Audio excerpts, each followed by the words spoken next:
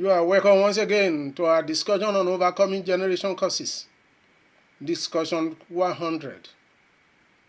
By his death, we regain eternal life. Part 3.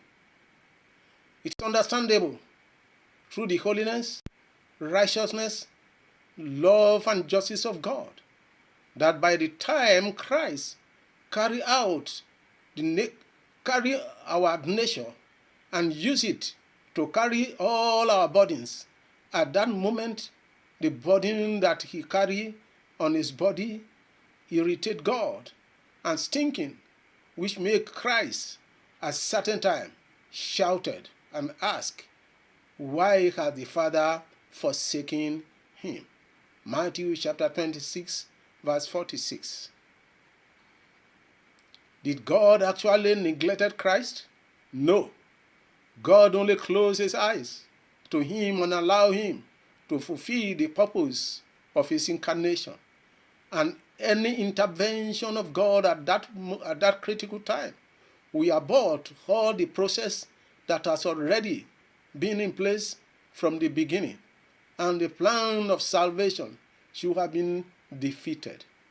Have you ever come to such a critical situation when you think you have been neglected by God? Any out of doubt or denial of God on what you are doing will abort all the process that nearly come to completion. And if God give you the grace, you have to start all over again at the appointed time of God. And if you are not as lucky because you have failed several times, that might be the last chance of getting it right. And if you cannot, you have already been defeated by Satan.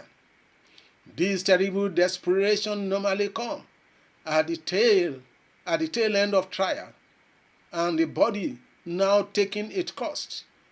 Your ability to resist and become zero.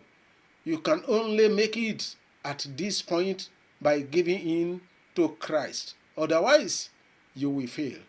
At this point, allow the will of God fulfilled, since you can no longer help the situation, either through prayer or otherwise. I decree today that the time of your desperation in trial, the ability to give in to Christ, who can save you from the situation, shall